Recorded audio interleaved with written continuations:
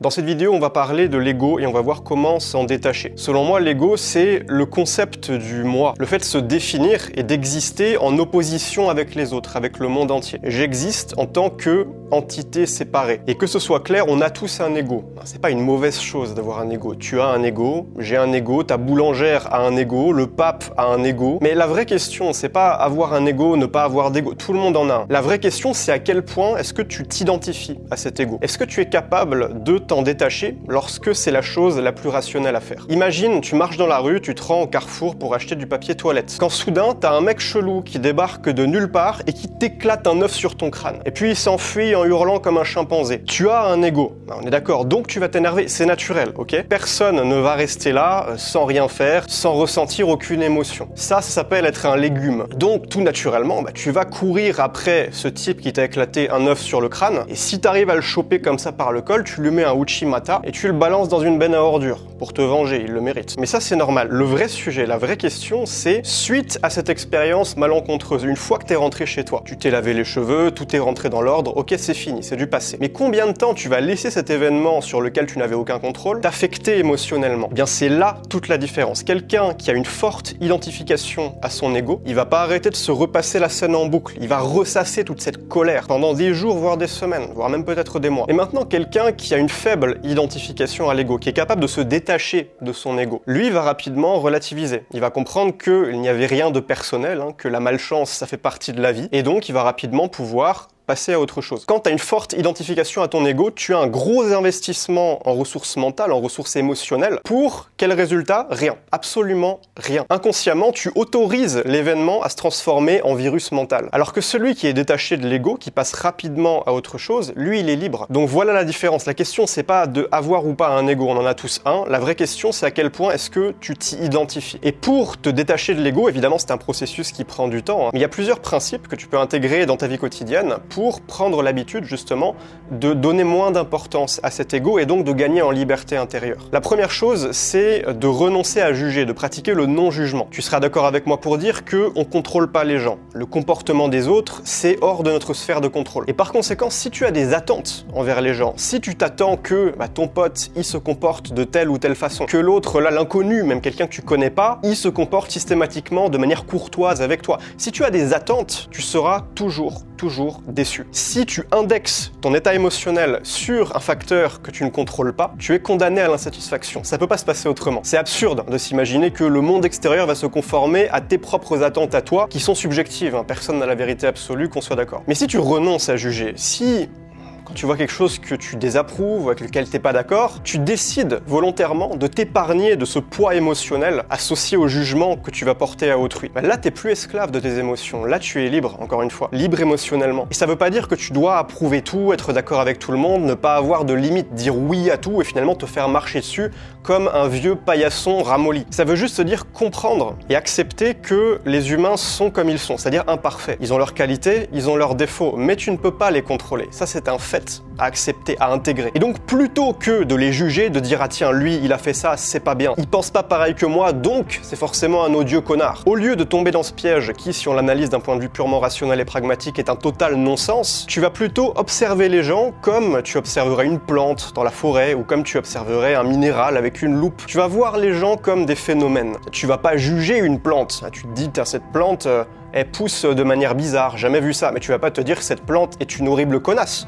On est d'accord. Donc renoncer à juger, c'est adopter cette même logique avec les gens, avec les humains. Faire preuve d'indulgence, comprendre que tu ne les contrôles pas et que quoi qu'il arrive, ils te décevront un jour ou l'autre, donc autant ne pas indexer ton état émotionnel, la manière dont tu te sens, sur quelque chose que tu contrôles pas. Deuxième chose que tu peux faire pour te libérer de l'ego, c'est de renoncer à avoir raison. Principe de non-défense. Renoncer à défendre ton ego. Pensée pragmatique. Quel est le sens d'investir des heures de ton temps, une énergie mentale considérable, une grosse charge émotionnelle, pas pour atteindre un de tes objectifs, pas pour avoir un impact positif sur le monde, mais pour tenter de convaincre quelqu'un qui n'a pas envie d'être convaincu de toute façon?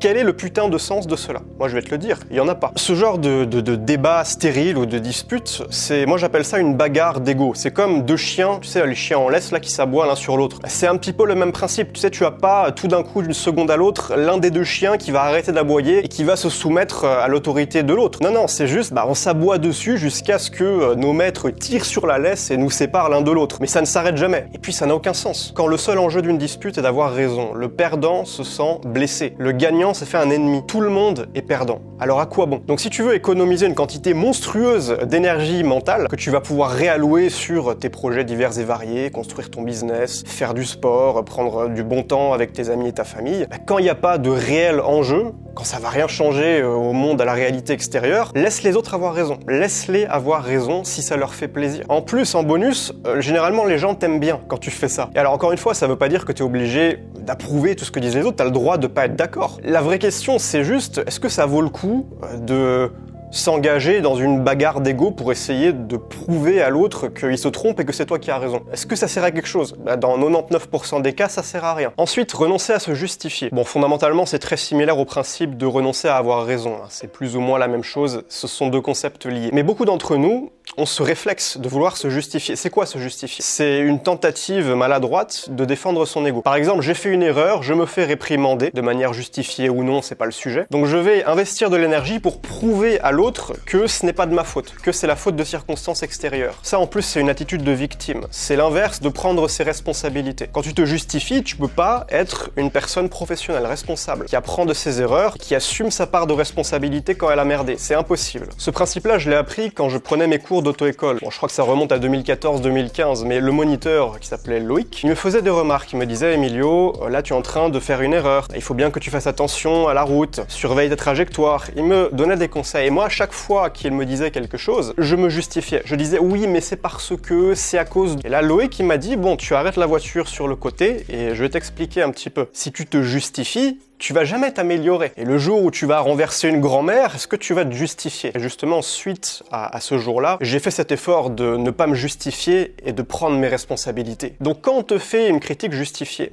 sois humble et prends l'apprentissage. Et si la critique n'est pas vraiment justifiée, c'est plutôt une attaque personnelle, mais la même chose, ne te justifie pas, parce que si tu te justifies, tu montres que tu rentres dans le jeu de l'autre, tu te places dans une position de défense. Donc ne pas se justifier, c'est aussi montrer que tu t'en bats les noix, que tu es au-dessus de ce genre de conflit tout petit et que tu préfères mettre tes ressources dans des choses plus constructives que cela. Ensuite, renoncer à se comparer. Alors, renoncer à se comparer, c'est pas évident à l'époque des réseaux sociaux. Pourquoi est-ce que les réseaux sociaux comme Instagram, pas que Instagram, mais beaucoup Instagram, sont si ravageurs pour la santé mentale des utilisateurs? Le problème, selon moi, c'est que sur ces plateformes, on te présente le top 1% comme étant la norme. Tu veux du contenu fitness, santé, muscu, tu vas voir le top 1% des bodybuilders, des mecs qui ont des bras comme des troncs d'arbres. Et ton cerveau, qu'est-ce qu'il va se dire? Il va se dire, c'est ça la norme. Regarde-moi ce physique là, je pousse à la salle depuis des années, je me fais chier à bien manger, à bien dormir. Mais là, tous ces mecs là, ils ont des pecs 3 fois plus massifs que moi. Qu'est-ce qui cloche avec moi? Mais la réalité, ce que ton cerveau ne sait pas, c'est que ce qui cloche, c'est juste que tu prends pas de produits dopants.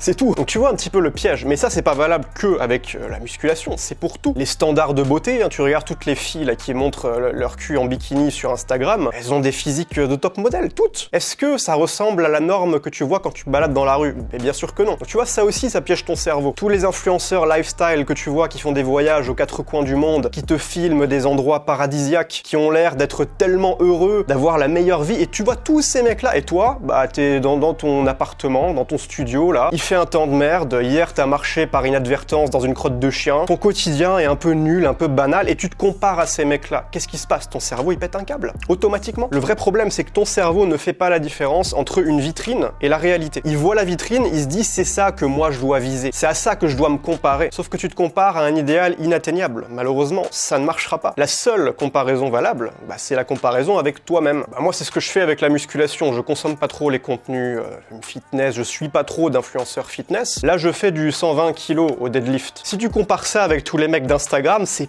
pas du tout impressionnant. Mais pourtant, moi, je suis très content et je suis très fier de moi. Et je vais te dire pourquoi. Parce qu'il y a 6 mois, au deadlift, je faisais que 60 kilos. Et j'ai doublé mon poids. Tu vois, je me compare à moi-même avant. Je suis pas parfait, attention, je te donne juste cet exemple-là. Moi, je suis très fier de moi pour mes performances actuelles au deadlift, mais pour quelqu'un d'autre, peut-être qu'il se dirait, ouais, c'est pas ouf, quoi. Mais ça, j'en ai rien à foutre, parce que moi, je sais où j'en étais il y a 6 mois. Tu comprends? Et c'est cet état d'esprit-là qu'il faut viser. Si tu veux prendre soin, en tout cas, de ta santé mentale et progresser dans la vie, atteindre tes objectifs sainement. Donc fais bien attention à ça, sois conscient de cette tendance qu'a notre ego à vouloir se comparer sans arrêt aux autres. L'ego, il adore se masturber sur ce sentiment de supériorité, que ce supériorité physique, intellectuelle, morale, c'est beaucoup le cas souvent. Sois conscient du subterfuge et ne tombe pas là-dedans. Une fois de plus, compare-toi à toi-même. Ensuite, renoncer à plaire. Le fait de vouloir plaire aux autres, c'est le symptôme d'une forte identification à l'ego. Parce que pourquoi tu veux plaire à tout le monde? Pourquoi? La vraie raison psychologique, profonde, c'est que tu as peur de leur jugement. Et la peur, c'est toujours la manifestation de ton ego. Tu as 2 versions de ta personne. Tu as le masque social, c'est-à-dire l'image que tu renvoies. Et si tu t'identifies trop à l'ego, tu vas être beaucoup trop obsédé par ce masque social. Maintenir cette illusion pour que les autres t'approuvent, te disent c'est bien et ne te critiquent pas. Et puis de l'autre côté, il y a ton toi profond, qui tu es réellement derrière ce fameux masque. Et ça, c'est représenté par tes valeurs. Est-ce que au quotidien, tu es aligné avec tes valeurs? Est-ce que tes actions sont en cohérence avec qui tu es là dans tes tripes? Si tu veux plaire à tout le monde, probablement que non. Parce que tu vas bafouer tes valeurs pour alimenter une fausse image qui te permet de ne pas te confronter à cette peur qui te terrifie, qui est le jugement des autres. Mais passer ta vie à porter ce masque social, non seulement ça te demande une énergie colossale, c'est tellement fatigant, mais en plus ça te condamne à être frustré, parce que tu ne te montres pas au monde tel que tu es. Donc tu vas te sentir seul, parce que personne ne te comprend. Tu ne te montres pas comme tu es. Ça, c'est la voie royale pour rater ta vie, parce que quand tu arriveras à la fin de ta vie, tu te rendras compte là de la connerie, d'avoir vécu la vie que les autres voulaient que tu aies toi, et avoir fait une croix sur la vie que toi tu voulais vraiment. Et là c'est trop tard, tu vois, t'as plus que 2-3 ans à vivre, t'es vieux, t'es sur ton lit d'hôpital. C'est dommage. Ça, je pense que c'est la pire chose qui puisse nous arriver dans la vie, c'est d'avoir des gros regrets alors que c'est trop tard et qu'on peut pas rattraper les choses. Donc l'idée, renoncer à plaire. Ça veut pas dire être un énorme connard, ça veut juste dire rester fidèle à tes valeurs à toi, peu importe ce qu'en diront les autres. Et puis enfin, renoncer à s'inquiéter. Réfléchis 2 secondes. S'inquiéter, ça résout pas les problèmes de demain. Par contre, ça détruit la paix d'aujourd'hui. Alors ça, c'est l'inquiétude du futur. Il y en a un autre, c'est juste son miroir. C'est la nostalgie du passé. Regretter, ça répare pas les erreurs du passé. Par contre, ça inhibe ton bonheur du présent. C'est pareil que s'inquiéter, qui détruit ton bonheur du présent. Dans tous les cas, c'est une déconnexion du présent, un refus, je dirais même, du présent. Je le répète souvent, mais la qualité de ta vie, c'est la qualité de tes émotions. Si tu passes 3 décennies de ta vie rongé par le stress, par les regrets, par l'inquiétude ou par la rancœur, la jalousie, que sais-je, n'importe quelle émotion toxique, qu'est-ce que tu vas en retenir de ces 30 ans? Qu'est-ce qui va rester? Probablement pas grand-chose, probablement juste... j'ai fait de la merde, quoi. Je me suis pris la tête pour des conneries, je me suis concentré sur les mauvaises choses et j'ai laissé ce poison détruire mon cœur. Et ça fait mal de se dire, putain, j'ai perdu 10 ans, 20 ans, 30 ans, 40 ans de ma vie, juste parce que je me suis laissé aller à un putain de schéma mental toxique qui m'a détruit. C'est terrible, c'est pour ça qu'il vaut mieux s'en rendre compte le plus rapidement possible. Vivre en harmonie avec le présent. Je précise, ça ne veut pas dire s'asseoir sur un caillou et passer ses journées à rien faire, à attendre, à écouter le chant des oiseaux et à abandonner toutes ses ambitions. Non, ça veut juste dire agir, mais avec détachement. Te concentrer davantage sur le chemin que sur la destination. Parce que oui, si tu as un objectif, je sais pas, devenir multimillionnaire, mais que tu détestes ton quotidien, que les actions que tu as décidé de faire pour arriver à cet objectif, tu les considères comme de la torture, tu vas vite t'arrêter, ça va pas marcher. Donc aimer le cheminement davantage que la destination. Je reprends cet exemple de la musculation, mais si tu veux te bâtir un physique, devenir balèze, le meilleur moyen c'est de kiffer tes entraînements, vraiment. T'auras plus besoin de discipline, de te faire violence pour aller à la muscu, si pour toi c'est un kiff. Donc nous avons parlé de beaucoup de choses. Je tiens à insister sur un point, c'est que se détacher de l'ego, ce n'est pas quelque chose de facile, de rapide, d'instantané comme ça. Et surtout, il n'y a pas de « ça y est, je l'ai fait ». Ça y est, un jour, tu te réveilles un matin et tu es détaché de l'ego. Non, ça ne fonctionne pas de cette manière. Ça demande une attention continue. Tiens, pour prendre encore une fois l'exemple de la muscu, il n'y a pas un moment où ça y est, j'ai fait assez de séances de sport, j'ai mon physique à vie. Non, si tu arrêtes de faire la muscu, tu vas perdre ton physique. Soit tu vas grossir, soit tu vas redevenir maigre, mais rien n'est acquis. Tu dois continuer la pratique pour maintenir. Et pour ça, t'entraîner ne doit pas être une habitude, mais doit être un mode de vie. C'est pareil pour se détacher de l'ego. Si pendant trop longtemps tu arrêtes de faire attention, eh bien tu peux redévelopper une forte identification à ton ego sans même t'en rendre compte. Ton cerveau est très fort pour te piéger. Donc c'est un cheminement, c'est un travail constant sur soi. Et la clé, c'est de faire attention, parce que quand tu es éveillé, quand tu es aware, comme dit Jean-Claude Van Damme, quand tu observes ce qui se passe là dans ton crâne, eh bien tu peux le contrôler. Comparé à quelqu'un qui est branché sur le mode pilote automatique, qui se laisse juste guidé par ses schémas subconscients et surtout qui s'autodétruit lui-même à cause de ces schémas qui sont émotionnellement destructeurs, comme le jugement facile, instantané, ils s'en rendent même pas compte, tu vois. Et ça, c'est terrible, faut faire attention. C'est pour ça que si tu es conscient, tu vas pouvoir repérer, tu vas te dire « Oh putain, là j'ai jugé, je viens de le voir ». Et le piège, là, ce serait de se dire « Ah merde, j'ai jugé, donc je me juge parce que j'ai jugé ». C'est du méta-jugement. Ça, il faut éviter à tout prix. Parce que c'est rester bloqué dans le même problème. Et mettre un jugement sur son propre jugement, ce n'est pas pratiquer le non-jugement. Donc l'idée, si tu remarques que tu juges quelqu'un, c'est plutôt de te dire « Ah tiens, là j'ai jugé,